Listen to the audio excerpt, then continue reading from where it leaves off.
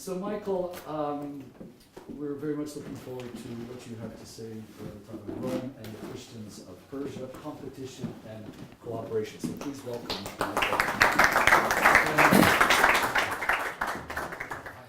So thanks very much for that introduction. The book, which was just mentioned, is a highly dense and extremely boring historiographical work, which doesn't make for pleasant reading. The historical texts that we have pertaining to late antique Iran are all extremely various. The sources are scattered over many languages, and very few are actually in Persian, and very few are contemporaneous with the time. So in order to sort out what is actually reliable or not requires a great deal of effort. But what I'm going to do today is to actually introduce the subject itself. I'm going to tell you about Persia in late antiquity, and I'm going to discuss the relationship between the two great powers of that era, which were Rome and Iran. And the way in is a discussion of the Christians of Iran, a sizable and growing minority population, which featured prominently in the foreign policy of both of the great powers. So that's the premise of today's talk. So we're going to start with some maps. This is roughly the height, you could say, of the Iranian Empire under the Sassanid dynasty in about the year 600 AD. Corresponding to all the territory currently making up modern Iran, a bit further north into Central Asia, and further east into Afghanistan, Pakistan, in India, and of course you'll note all of what is now Iraq, or most of what is now Iraq, and the Caucasus were held by Iran, as well as this strip along the Arabian side of the Persian Gulf. The Sasanian dynasty came virtually out of nowhere. They had a sudden and very aggressive rise in the early part of the 3rd century AD. Has anyone heard of the so-called crisis of the 3rd century in Roman history? Is everyone familiar with that topic? So this is really the worst possible time from the Roman perspective to have a rival power come out of nowhere and begin threatening them. The first king of the Sasanian dynasty was a chap by the name of Arcadius. He was a vassal to the king of Parthia. Everyone has heard of Parthia. Sort of when Crassus, met a bad end at the Battle of Carrhae, and the Parthians supposedly forced him to drink molten gold. That was them. So they were overthrown by Arcadius. And very suddenly, this new Iranian dynasty begins demanding back the territories once held under the first Persian monarchy founded by Cyrus. So very much a military and an ideological challenge to Rome. The two states shared a frontier beginning way up in the sort of beginning of the Caucasus Mountains.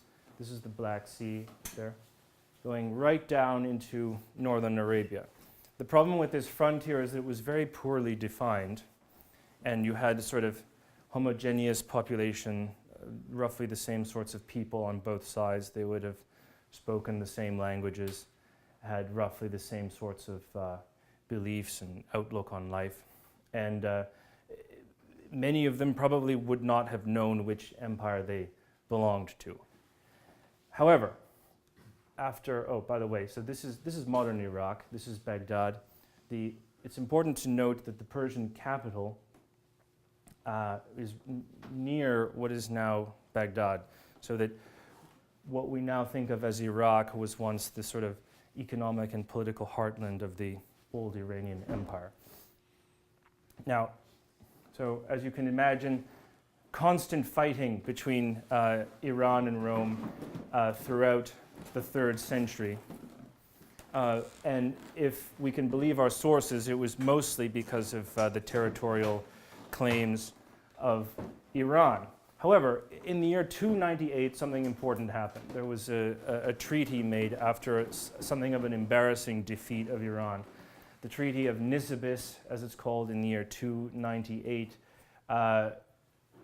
Basically, that's the first attempt to define the frontier between the two powers and to regulate relations. There's a certain emphasis on trade in this agreement as well. So I will say that we probably don't have the full agreement. We probably don't have an accurate record of everything that was discussed. But what we do have, what has come down to us, suggests that the two powers were serious about actually trying to coexist after this point.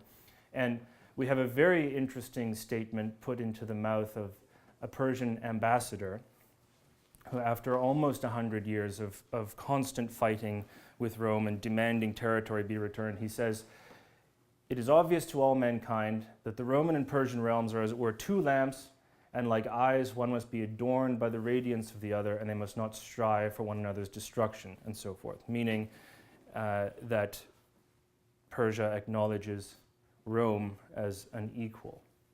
I think it's likely that that's a genuine statement, and for those who are interested, it was pronounced to the envoys of the Emperor Diocletian. Now, there was one very important consequence of this treaty, which is that it allowed the spread northward within Roman territory of Syriac Christianity, which took root very quickly in Armenia and the Caucasus. And the simplest explanation for this is that all of the main roads were now northward from Mesopotamia were controlled by Rome, because the territorial arrangements after the treaty were greatly to Rome's advantage. So, does anyone know what happened after this? Anyone have an idea? Anyone familiar with Armenian history?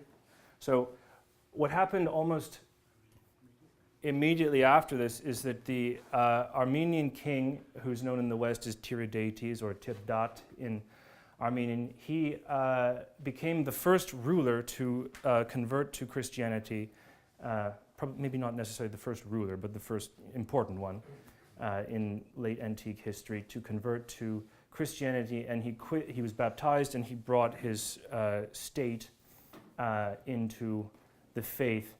Now, obviously, that's the account that favors the Christian side in Armenian history, and of course the party of King Tirdat. Not everyone suddenly became a Christian, but the official endorsement of the religion was a very important step in the history of Armenia, and it defined the Armenian identity, but it must be noted that some of the Armenian nobility didn't convert and held out. This is significant because for most of Armenian history, Armenia was well within the orbit of Iranian culture and politics. So the Armenians who favored the Iranian side might have seen Christianity as a sort of foreign influence and sort of a new and unheard of religion which they resisted. Now, of course, everyone knows that everyone thinks of Constantine as being the first Christian emperor. But the Armenian conversion happened first. The political consideration there was that Armenia, being a small state caught between two large powers, looked for some way of differentiating itself from the two. So the Christian religion seemed like the ticket at the time. However, when Constantine became a Christian and then the Roman state became increasingly more Christian, Iranian authorities would have looked at Armenia and thought of it as sort of being drawn further and further into the Roman orbit, and that would have been seen as an increasing threat to Iranian influence, not only in Armenia but also in the rest of the Caucasus, which was a sensitive region.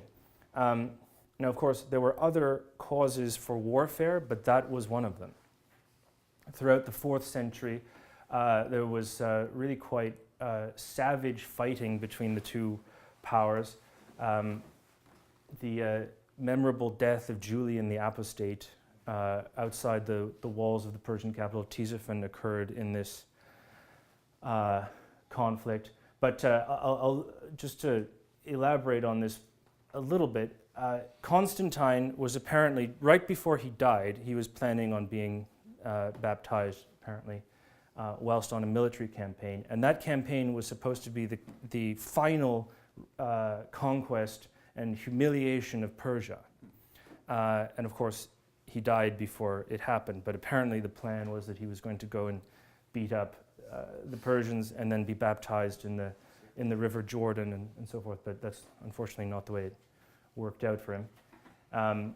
His successor, Constantius, and then Julian inherited the war, and eventually Iran won, and they succeeded in reversing the Treaty of Nyssa and making significant territorial gains under this chap here, Shapur II. Now, by the way, it's hard to make out because the relief is sort of mutilated, but this is probably Julian the Apostate being stepped on by the Persian king, and that's probably the prophet Zoroaster or maybe Ahura Mazda. It's hard to say, really. But anyway, the last known picture of Julian the Apostate there. Now, during the war, there was quite a savage persecution. Now, the later accounts that are not contemporaneous with this greatly exaggerate the nature and the sort of gory details of the persecution. But there was a persecution, and this is confirmed by a letter by the Syrian churchman Afrahat, and he talks about the destruction of churches and slaughter of martyrs and so forth. And this can be understood as part of the Iranian war effort against the Roman Empire, because ostensibly,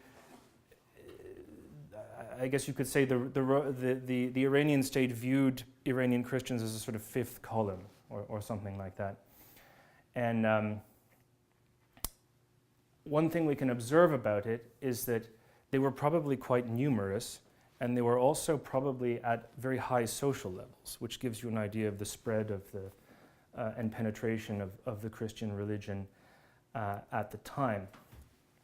Now, during this war in the 4th century, there was a long period in which all hostilities stopped, and the Persian king retreated from the Roman front and had to deal with a very severe problem in the east. And I think this slide gives away what the problem was. Everyone's heard of Attila the Hun. His ancestors had already been a menace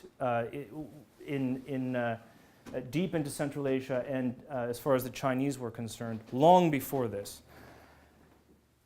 Right at the beginning of the 4th century, there was a genocide in China in which all the Huns were to be exterminated.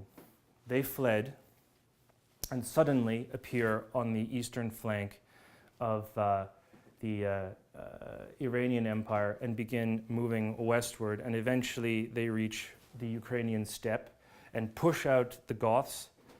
And the result of that was the Battle of Adrianople, which some may have heard of, in which the entire Eastern Roman army was destroyed, and the Emperor Valens himself perished.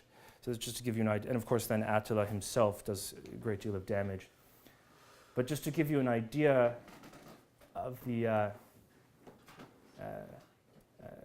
guess, the threat that these people posed, they appeared in Iran first and had to be sort of dealt with there. It took 10 years of constant fighting in the midst of this Roman war and probably diplomatic exchanges as well to get the Huns pacified. And when Shapur II returned to the Western Front, he was accompanied by some Hunnish allies. However, that was not the end of the problem. The Huns continued to bestride the two great powers in the north, and they didn't really cease to be a problem until the middle of the 6th century. Now, why am I telling you this? First of all, this is the Great Wall here. It was built to keep out the Huns long before they came to Iran. This is another example of a wall here in northern Britain. That's Hadrian's Wall. There's a map here. You can see sort of former Soviet Central Asia here. This would have been sort of, Hunnish territory as well, and they would have been moving sort of west. You can see Ukraine up there. This is the Caucasus, where they eventually set up shop as well. So they're basically sort of, the pressure coming down on northeastern Iran would have been quite keenly felt. This is closer up on the Caucasus, a very sensitive spot. Sensitive because if the Huns were sort of, up there beyond the mountains, if they ever came down, they would very easily do equal damage to both great powers. So there were two important consequences of this. First of all, the Iranian state began to fortify itself immensely on a scale with imperial China and vastly surpassing any kind of linear barriers put up by Rome. This is the Caucasus here, and the Caspian over here. You have a series of enormous walls and fortifications that were put up beginning in the early 5th century. This is a reconstruction of one of them. This is I believe it's meant to be the harbor at Darband, which is here. You can still see ruins of it. This is an example of one of them here. Starting off in the sort of coastal area, these walls would go very far into the mountains, and you have enormous watchtowers and things like that. That may give you some idea of the scale of the threat. But of course, there was also a wall on the other side of the Caspian. The Persian Empire built the largest wall in Western Eurasia. This is some sort of satellite map, I think, and this traces the course of the wall. It actually begins in the water and goes into the mountain range there. You can see, maybe hard to make out, but you can see the sort of indentation going along this would have been a wall, several, maybe at least 30 foot high. Large sort of barracks here for holding cavalry and so forth. This is much of what's left of it. So from this you can gauge the scale of the threat. But the other consequence was that suddenly the Iranian state decided that it would tolerate Christianity. And it would sort of make peace at almost any cost with their Roman antagonist in the West. And this necessitated a considerable ideological change. In the olden days, the first Sasanian kings called themselves Shahanshah Iran ud an Iran, meaning the king of kings of Iran and non-Iran. Basically, everywhere. So they could no longer really maintain that pretense as long as they had to acknowledge an equal in the West. And it became abundantly clear that neither power could really beat the other, and when it was essential to cooperate to defend a sort of what would you say, a mutual weakness on a sort of ill-defined frontier with the Caucasus up at the top and the Huns above that. The Roman religion came to be respected and tolerated. the Persian king at the time, his name was Yazdgerd I, he summoned a church council, just as Constantine had done, and as later emperors would do, in the year 410. Now, I think this is significant. Does anyone know what happened in the year 410? This was Alaric's sack of Rome, when it looked like the Roman world would probably collapse. Obviously, the East survived, but I'm sure they were perturbed in Constantinople as well. So you have a king sitting down with his churchmen, determining what the indigenous Iranian church is going to look like. And we actually still have the acts of this particular synod, and it's full of all sorts of fascinating things. The Persian king is declaring that he no longer has a problem with Christianity, and in order to get at the question why, he quotes the Proverbs. He says, "The king's heart is as a stream of water in the hands of the Lord, who can direct it whithersoever he will," which would have appealed to his Christian subjects. But we have even more alarming rhetoric. The Persian king says, we tolerate Christianity because East and West are one dominion under my monarchy. As if, there's no longer any significance or purpose to the Roman emperor and the established church there. And, relations improved. They were not always perfect, but when they got rocky, the king dispatched to Constantinople his ambassador, who also happened to be a Christian. He was also a doctor, incidentally, in order to assure the tranquility and reconciliation of the two empires which constitute the mighty supports of the world. Right? So we're now very, very far away from the idea that the Persian king, is entitled to rule, everywhere, and no longer any of this rhetoric about, give me back my ancestors' territory. This is a statement of, full and complete equality, which, when you think about it, in the context of this this imposing threat of the Huns, he's basically saying that it's up to us to, uphold the sort of civilized and sedentary order in the face of this onslaught. So some interesting things happened after this. You have one of the Roman emperors, Arcadius, who asks Yazdgerd to adopt his son, Theodosius II. Now, both Theodosius I and Theodosius II were not known for having a lax attitude to Christianity. So, this must have been a particularly significant gesture. Now, of course, we have two historians who disagree about it. Procopius says that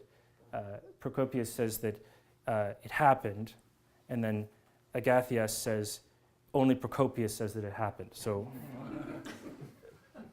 but even if it had been mooted or discussed, I think that's still a considerable historical fact. This, by the way, is apparently what Arcadius looked like, and that's Theodosius II, when he was much older. And then the rumor, of course, grew up that Yazdgerd was so sympathetic to Christianity that he wanted to become one. Unfortunately, he died before he could. This is according to the church historian Socrates. Okay, so considerable change over the course of the roughly 3 centuries that the new Sasanian dynasty had been around. And the impetus, if you walk away from this with only one notion today, the impetus for the tolerance of Christianity was the appearance of a threat that was so great that both sedentary powers would have suffered from it. And of course, Christians were already numerous in Iran. Now, it wasn't all smooth sailing after that, because after the death of Yazdgerd, toward the end of Yazdgerd's reign, a group of enthusiasts destroyed a fire temple, and certain elements within the Iranian state wanted to wanted to crack down, to punish them. And it was relatively well resolved, but unfortunately this was the beginning of a renewal of persecution under the successors to Yezgard I. And if we can trust our sources, it was quite a savage persecution.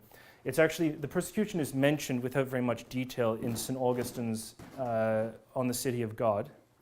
And he infers that because the persecution is so bad in Iran that Christendom is going to have to endure pain and suffering basically forever. An obscure writer called Cyril of Scythopolis describes a sort of campaign of terror whereby the Zoroastrian priesthood wanted to round up and kill all the Christians of Iran. But the substance of the persecution, which I think was the most fearsome, was that the bones of martyrs and the buried faithful were exhumed and sort of taken out of the ground and pulled out of churches. Now, does anyone want to hazard a guess why this was done? It's a sacrilege for Zoroastrians to bury a corpse. Exactly. So it was to basically reassert that this was meant to be a Zoroastrian empire and a Zoroastrian monarchy. They took a very dim view, apparently, of the cult of relics, and burial itself was a serious bone of contention between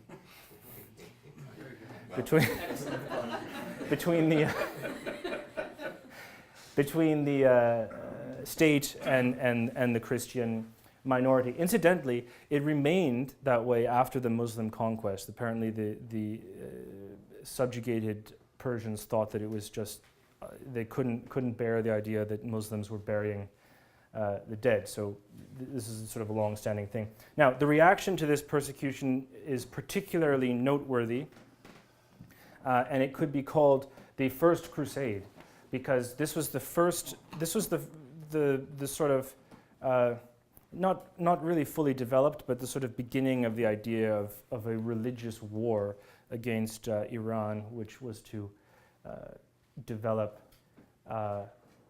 into quite an aggressive conflict later on. But you have the emperor's sister Pulcheria issuing these sort of propagandizing coins with the angel and carrying the cross, and apparently a large cross was put up at Golgotha in sympathy with the Christians of Iran, and apparently the soldiers' cloaks were emblazoned with crosses on them, as happened, in subsequent events which are actually called crusades. However, this war was brief. The two powers quickly came to a settlement and averted any sort of major bloodshed, because this was the moment at which Attila was really most threatening to the two powers. In fact, there's an interesting incident in one of the fragments of diplomatic history that's come down to us, where you have a group of Roman ambassadors talking about the threat that's posed by the Huns, and apparently they're sitting there praying that Attila will destroy the Iranian Empire, because apparently he was thinking about it. And then one of them pipes up and he says, "No, actually, I think that would actually be much worse for us. So let's not do that." So that's the context that sort of called off this war and recalled the two powers to greater cooperation. However, apparently I say "however" a lot, but I think it makes sense here. All was not well, though, in the Caucasus. The Armenian question was still sort of posing problems for both powers. They had tried to sort it out by actually partitioning Armenia at the end of the 4th century. but in both Iranian and in Roman Armenia, you had the same sort of people and the same division as to, you know, who was more sympathetic to Iran and to Rome, and who was a Christian and who was not. And in the middle of the 5th century, this erupted into a civil war, basically. If we can believe the Armenian historians, what prompted the civil war was the Iranian effort to impose Zoroastrianism and to make it uniform on everybody. And as the rebellion sort of took hold, the Christian side obviously rejected that. The Sasanian Empire intervened on the side of the Iranophile Armenians, and the Christian side was defeated at the so-called Battle of Avarair in the year 451. This is an illumination apparently depicting that battle. Maybe able to make out little elephants there. The Persians were very famous for bringing elephants to war. I don't know how they would have got through the mountains, but you know, apparently they did. And this is remembered to this day. It's still a holy day in the Armenian calendar. It's remembered as a sort of heroic defeat, because although they lost, they still managed to preserve their religion, which at the time came to be thought of as in the same light as the Maccabees, sort of, you know, going down to defeat, but still maintaining the integrity of their ancient religion. Now, even after this civil war, the whole Caucasus is horribly unstable, and it doesn't stop until the very end of the 5th century. You have parties of Huns sort of intervening on both sides. Georgia, or I guess Iberia at the time, is sort of up in arms as well. Several of the Iranian fortifications in the Caucasus fall into hostile hands, and it seems as though there's no possible way of bringing this region under control. But the Iranian state finally did at the end of the 5th century. And again, the impetus for doing so was a disastrous defeat of the Iranian army at the hands of the Shephtylite Huns. Shephtylite is the name of a dynasty or a clan or a ruling house, we might say, of the Huns, which set up shop basically in Afghanistan, a bit into Central Asia, northern India.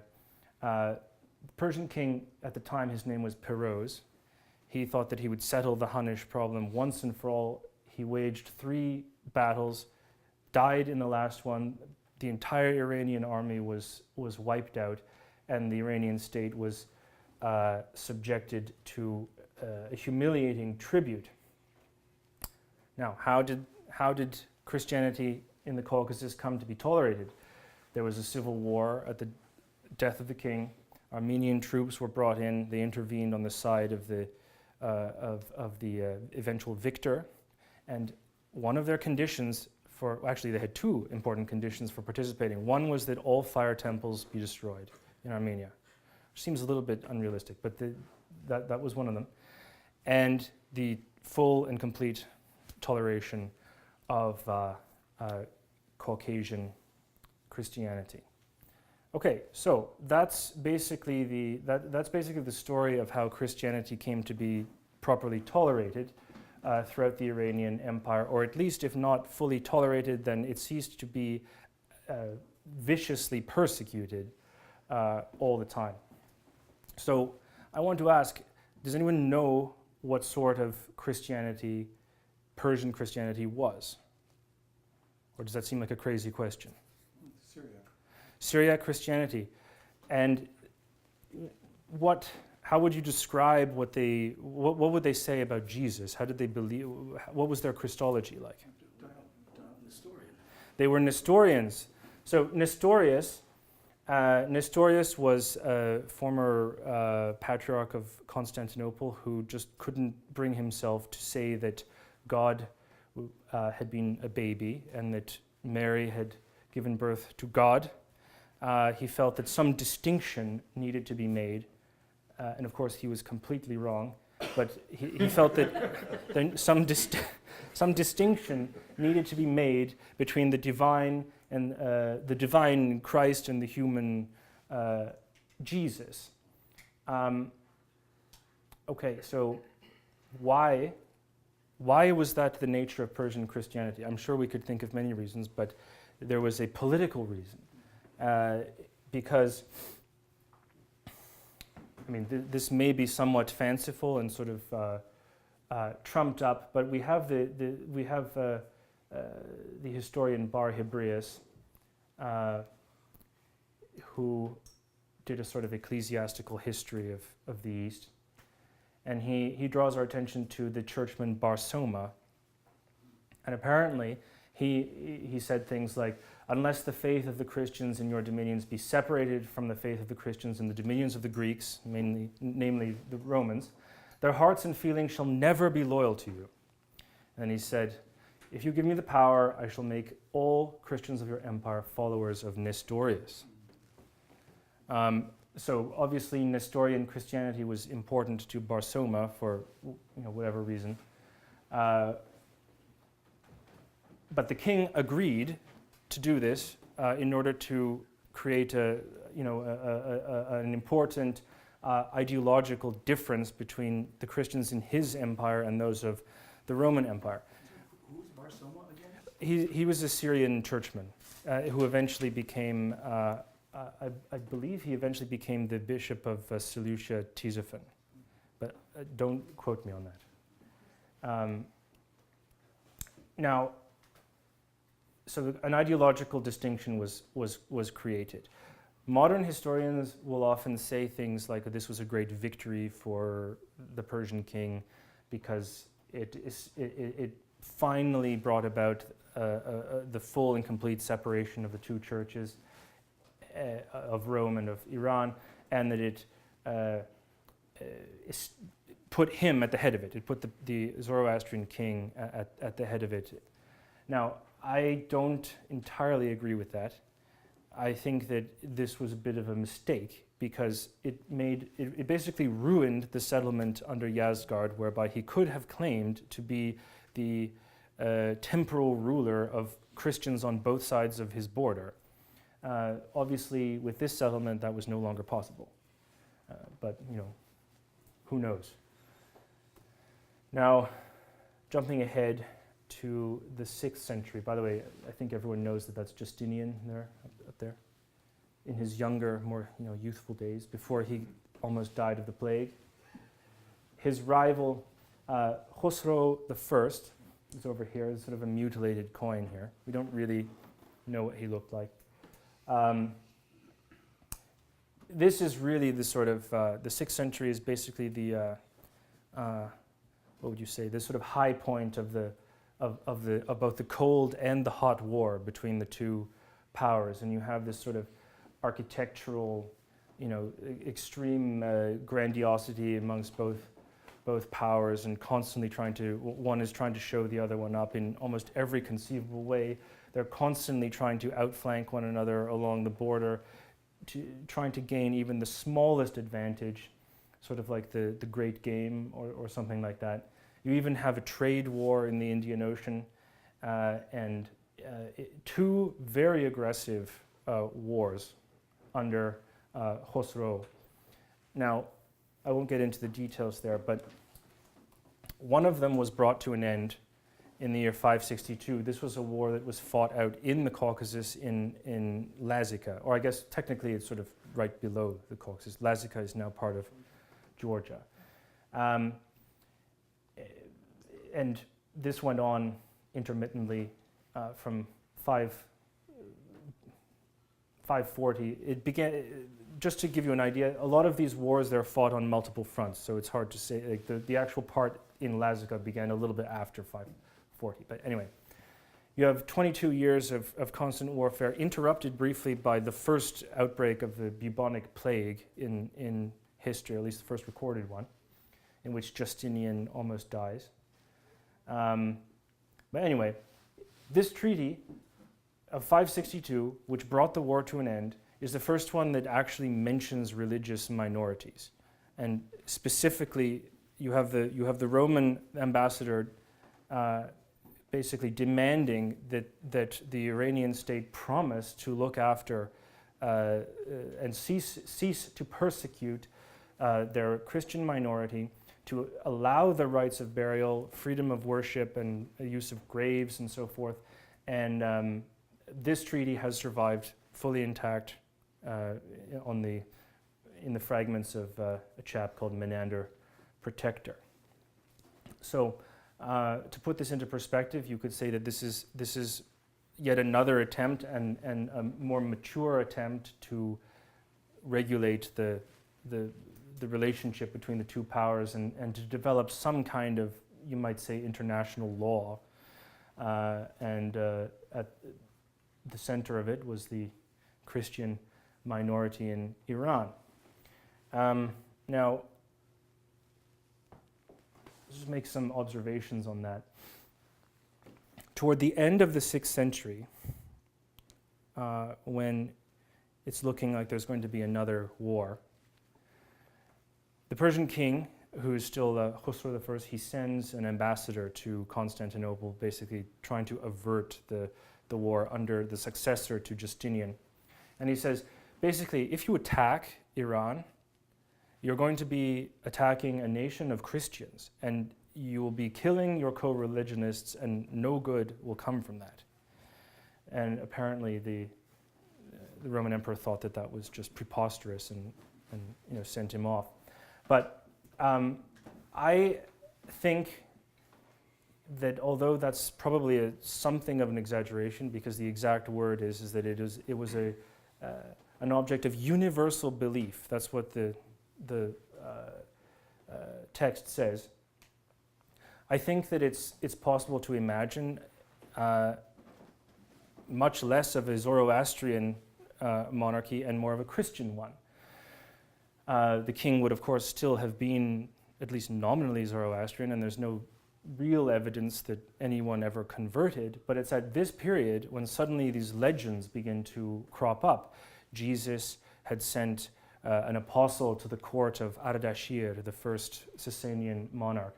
Of course, the chronology is out by 200 and almost 200 years, but the substance of that myth is that the apostle converted the first Sasanian king after he had cured, or actually after he had brought back to life the king's horse, which had died. Which, for those of you who may be familiar with Zoroastrian lore, that is exactly how Zoroaster converted Goshtasp, the mythical king. You have stories of visions of Christ appearing to Sasanian kings when they're on the verge of besieging, a Christian city in the east, and the idea is, the people of the city had been bad, and that they deserved the chastisement of the Persian king. And there's even an anecdote in I forget what the source is. Joshua the Stylite, a Syrian writer, he records that the king Kavad asked to be taken on a tour of a large church. And he said, "Oh, who's that up there?" And he says, "Oh, that's Jesus." He said, "Oh, yes, I saw him last night." And he said that the city had rebelled, and you needed a good beating. And it's an interesting question where that sort of thing comes from. You could see it as the imagination of a churchman, or possibly as Iranian propaganda meant to keep Roman subjects in their place, perhaps.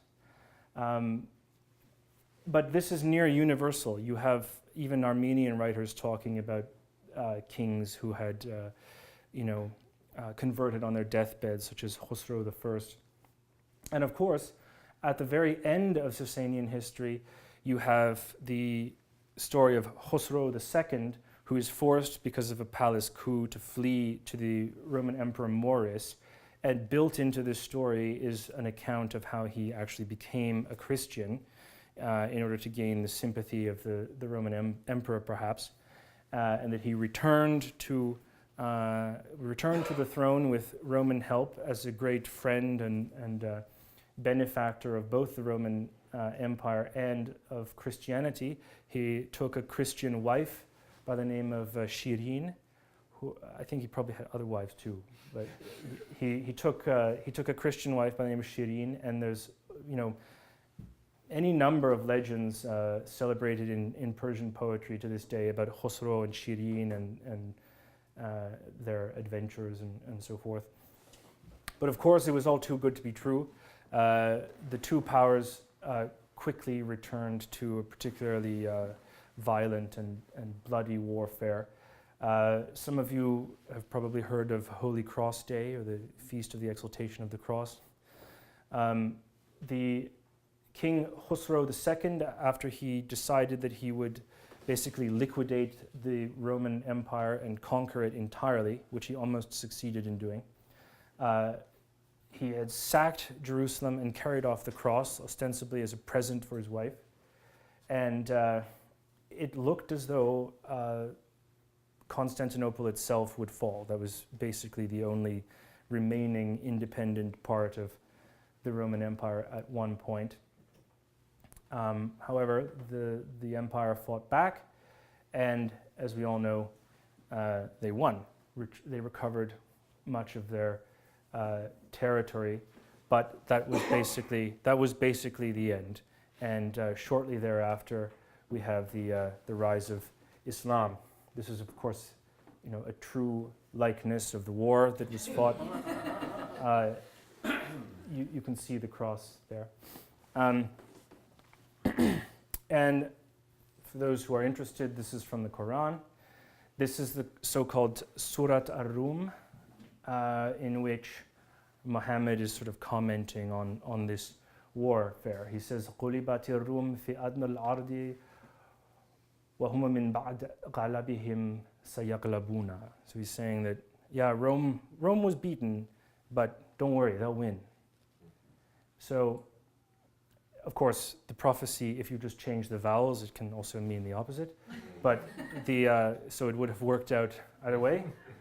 But the point is that the conflict between Rome and Persia had taken on an increasingly religious tone, in part because of the sense that the Christian religion itself was threatened, and that Khosrow himself was a sort of pagan, antichrist-like figure. And this is, of course, after the Romans had restored him to his throne and after his apparent conversion. So you can see how political necessity sometimes changes things. But I guess you could say that the religious character of the war became it became so important and influential that all surrounding people on the fringes of the two great powers took notice, most famously Muhammad. And that brings us basically to the end. But I want to leave you with, I don't know, a final thought, I guess. I think Jerry Springer has the final Jerry Springer has the final thought. So these are Islamic coins of a very early type that have a kind of these sort of Roman-looking coins, but there's an Arabic, inscription on them, two sort of Byzantine-looking people there. And in place of a cross, there's a sort of mysterious pole. It's sort of a subject to debate as to what that actually is. And here you have an Iranian coin with a figure that looks sort of like the Persian king, and then you have a chap holding a sword, very sort of menacing-looking guy. But again, these are Islamic coins, but they're clearly trying to, perpetuate the idea of the sort of imperial status of the two powers and so forth. And I can't help but wonder myself whether the spread of Islam into Iran, or whether the idea of an Islamic Iran, it was actually made possible, or at least easier, by the first wave of Christian expansion into the empire. And I'll leave you with that thought and call it a day.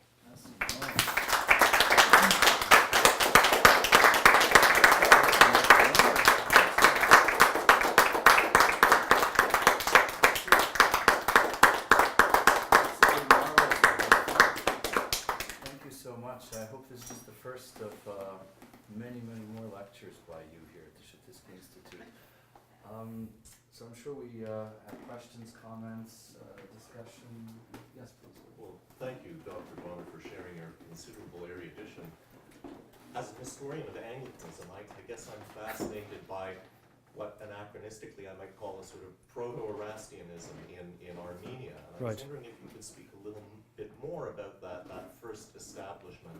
And if I'm not totally misinformed, though I may be, I understand there is some kind of Jewish heritage that perhaps predisposed Armenian royals to Christianity in a special way. And if there is somewhere in your narrative that Judaism comes into this, if only as a footnote in Armenian history.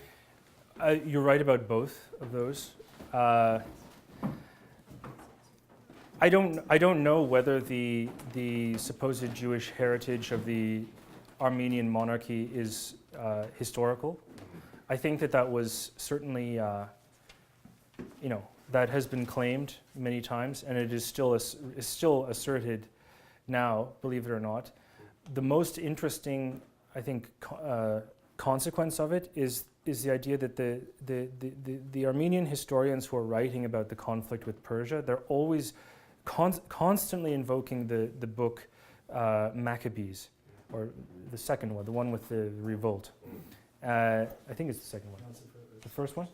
First one. And just the idea of ancestral customs, which they take over, and in the Christian religion, that's the beginning of the idea of a holy war, which is developed fully under the emperor Heraclius, because it's the idea that it's meritorious to die fighting for your religion, which is was a new idea at the time. But it comes from the Old Testament. It comes from the threat of the destruction of Jewish tradition. And even to this day, you think of the Armenian genocide and the Holocaust, there's still a very strong common feeling there. What was the second? Saint Vartan he's the That's right. main figure in this one. That's exactly right, Mamikonian. Incidentally, they claim that the Mamikonian family comes from China, so I think there's a lot of myth associated with that. But what was the other part of the question? I think you've done more than an adequate job of answering the question. You're off the hook. So I've got 3 topics. You talk about whichever one interests you most. Okay. Abgar of Edessa. Yes. Is he real or not? What happened there? Secondly, what about the Jacobites in the Persian Empire along the Silk Road? To what extent was their significance? So West Syrian Christians. And third, tell us about what you know about the Nestorians in China and that lost, very fascinating bit of history. How about the Nestorians in China? Okay. But I can get in a little bit of the other stuff.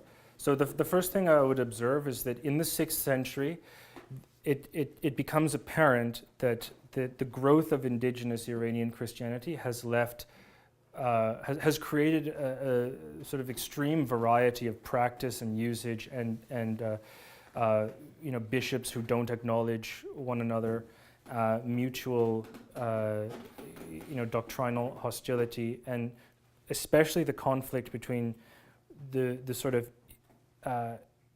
Persianate side, which wants to have a Zoroastrian-friendly church where you have married priests at every level, where you can participate in ritual feasting common to Zoroastrian custom, and handful of other things. So basically an Iranian-friendly church versus those who wanted to be more like the Roman model. And eventually you have the king just say, okay, says to his patriarch, "You just sort it out." And apparently the king, the patriarch goes too far, and eventually he gets thrown into jail for trying to, for being too heavy-handed about it, and for alienating the Christian nobility, who think that they still should be Christian, but they should be allowed to participate in the fullness of social life at the court, and so forth. So the question of Jacobite Christianity versus the Nestorian or the more sort of orthodox sort that looked to Byzantium, it's hard to sort out who was who when, and often people turn out to be orthodox only after the fact, or so we don't know. But it was very useful for the king and for the Iranian state in general to use Christian churchmen, many of whom were also doctors, coincidentally, as emissaries or diplomats, what have you, and they would send them into Central Asia to try to keep the Huns under control, or to bring them sort of within the Iranian orbit. There's even evidence that one of the rival Chinese dynasties at the time, in the early 6th century, showed some sort of interest in Zoroastrianism, as well as Nestorian Christianity, and an embassy sort of introduced both to the court and so forth. There may be a sort of mythological element to that, but I think that the reason for that, and of course that accounts for the spread along the so-called Silk Route, I guess, into Central Asia. The reason for that is that using Zoroastrianism would never have worked, because no one can convert to it, and it was too much bound up with the I guess the king's identity as an Iranian, and as for example, the early titulature describes the king as of the seed of the gods, or of the lineage of the gods, his Zoroastrian majesty, and so forth. So it may have come across as a specifically royal or courtly, and an ethnic religion, which would not have won people over. There are also sort of peculiar, like the rites associated with burial, exposing the dead outside and that sort of thing. He's not really going to win, not an encouraging way of getting people to join the religion. But that's just a guess.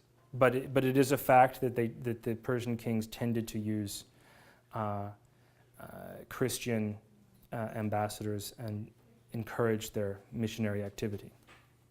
Does that sort of get the point? I'll come back to you if there's time.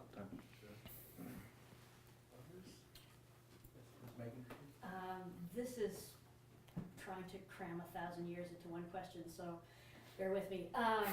I found it really interesting the way you were talking about Nestorianism as the way that the empire incorporated Christianity into the imperial administration that had been there for ever and ever and ever. If Ardashir was a usurper, basically, then he had to work with a functional system that was already in place. Mm-hmm. Is there a line that can be drawn between the old Persian and Parthian kings who considered themselves gods among men, and the need to distinguish between divine God and human Jesus in order to maintain the imperial administration that had basically been in that geographical space for 1,000 years? I think it's certainly possible, and there may be elements of Zoroastrian theology that either I don't know about, or that have not survived, that made that Christology particularly congenial to them. It may have made Jesus seem maybe more like Zoroaster, or more like the kind of maybe like the sort of demigod or like exalted priestly class that they were already familiar with. It's possible. but I think that that's a very interesting idea. You may very well be right. Famous last words. Yeah, so I'm just kind of curious, like, do Manichaeans have any role in this kind of Absolutely, arrangement, or, okay. absolutely. Mani was, he appeared under Shapur I, so the successor to Ardashir. He was descended from a Parthian noble family on both sides, apparently. He claimed to hear voices and to have visions. He frequented some kind of pagan temple, and then the voices told him not to do that, to abstain from meat and wine and that sort of thing. And he basically established a kind of syncretic religion that incorporated Zoroastrian elements and some Christian ideas. Like, for example, he claimed to have a heavenly counterpart called the Twin, which was supposedly the same as the Holy Ghost. And somehow his theological opinions were informed by an exile in India, and he returned and then converted the king's brother. Of course, it didn't really take amongst the Persian court, because he was eventually put on trial and killed. Apparently, he was flayed alive and stuffed with straw. So he didn't really, didn't really get very far. But that also may be legendary, but it does appear in sources. But a couple of interesting things about Mani. There is an inscription put up by a Zoroastrian priest whose name was Kerdir, who had become quite powerful amongst the Persian aristocracy. He was given a great deal of influence under a king who probably didn't care very much about religion. He put up an inscription that also says that he had some kind of divine visions like Mani, and that he had been up to heaven, and that he had some sort of quasi-divine counterpart. And some people have interpreted this to mean that it's an anti-Manichaean polemic, because this priest also left a list of all the people he hated and persecuted, and amongst them are Manichaeans. So, by the way, we're talking the sort of mid-3rd century here. So, at this time, maybe you could understand the Manichaeanism as a sort of a way of being religious, but not necessarily committing yourself to any one particular religion at the time, since Manichaeism probably would have seemed very similar to things like Buddhism, Christianity, Zoroastrianism. Would have had sort of Jewish elements to it as well. And eventually it didn't really take hold. The other interesting thing is that Mani called himself the seal of the prophets. Does that ring a bell? So, and of course, Manichaeism spread into Arabia, and maybe that's where Muhammad got the idea.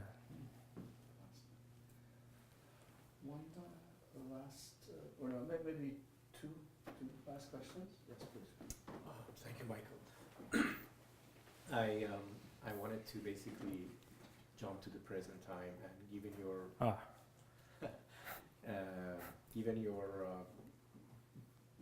deep knowledge of Iranian history, how would you describe Iran's current strategic imperatives in its relations with the outside world? So I would say that they're determined by the same geography. Iran has a very sort of isolated position in the world. Let's look at a map. And remember the discussion of these huge fortifications and everything.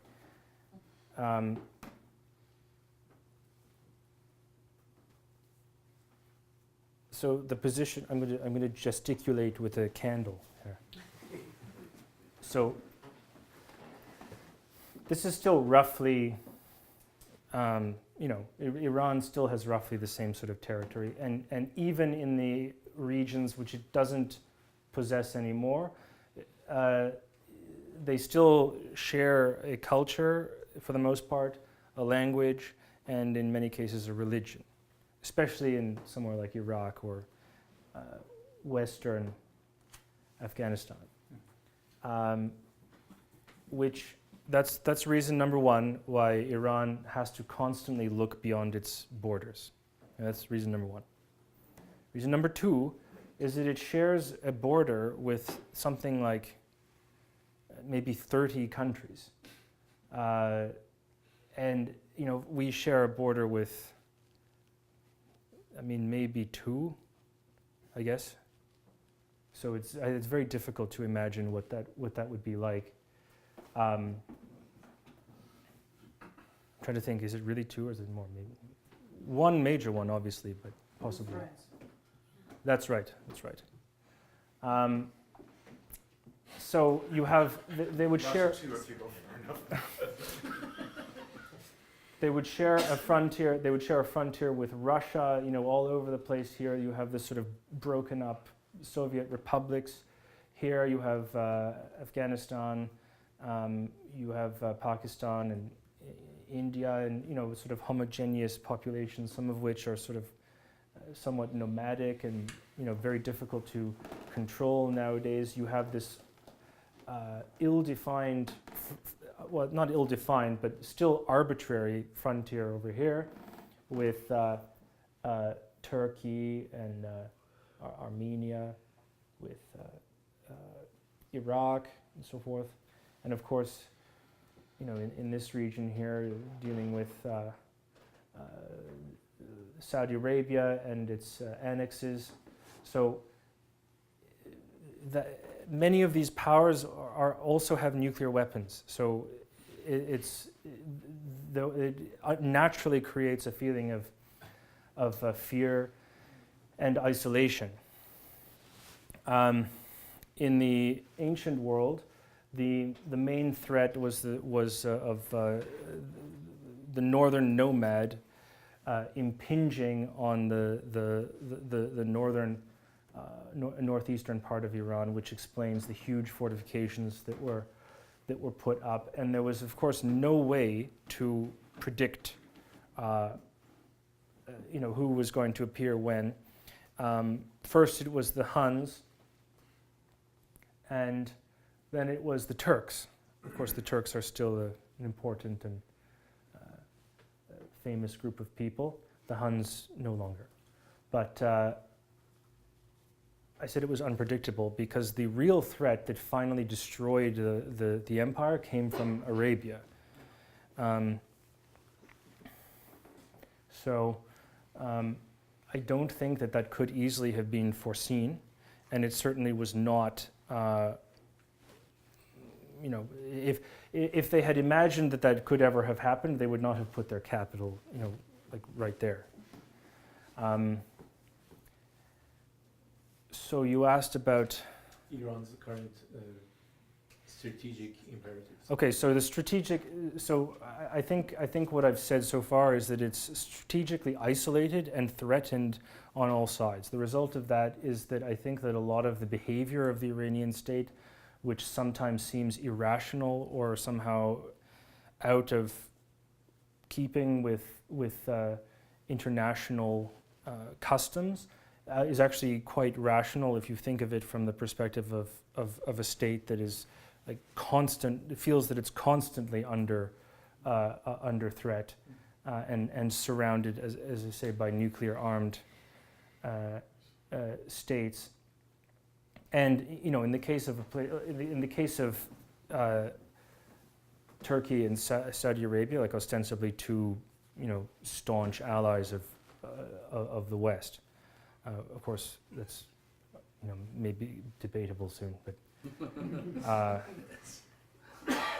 so the position also comes. I mentioned the linguistic and the religious element, which forces Iran to look abroad, that also brings with it the makings of a regional power, almost by accident or default, right? There will be no question about its capacity to project power very far into the Middle East and into Central Asia because of the Shiite Islam and the linguistic element and the force of its culture. So I would say that, to put it succinctly, I would say that Iran is bound to be an important player in any kind of international system. Thank you. Would you entertain one more question, Michael? Only one. I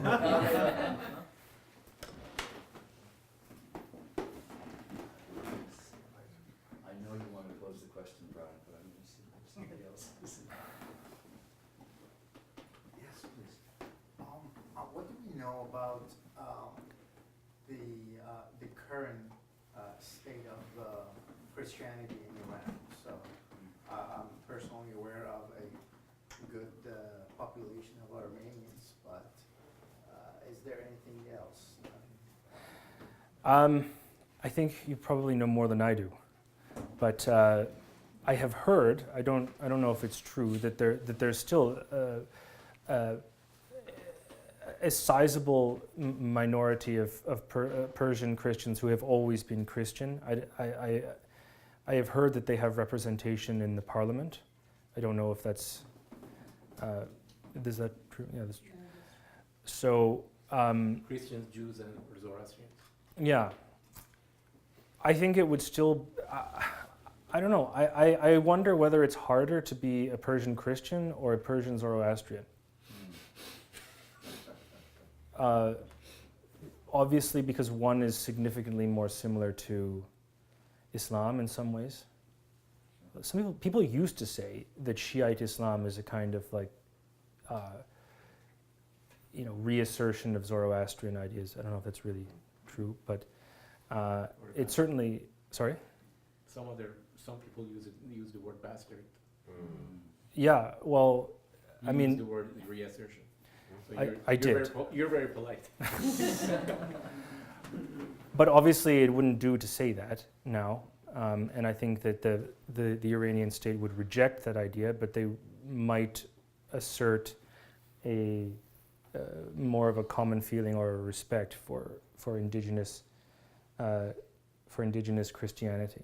But there are old churches in Iran, and they look, to me, they look Armenian. They look like the architecture has been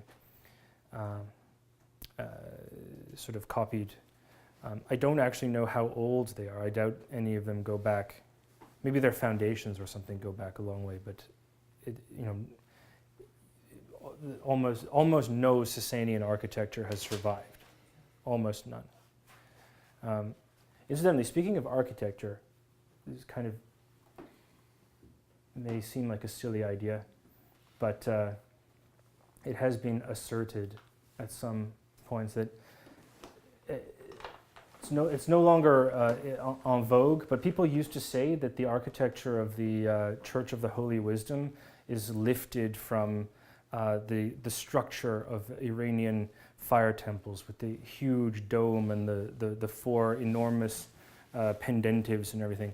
Now, again, I'm not saying that I necessarily agree, but if it is true, or if there's any possibility that it could be true, that would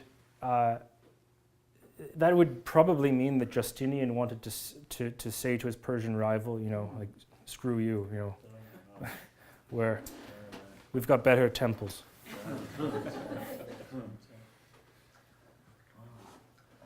Well, listen, Dr. Bonner, thank you again. Absolutely fascinating. Oh, thank you.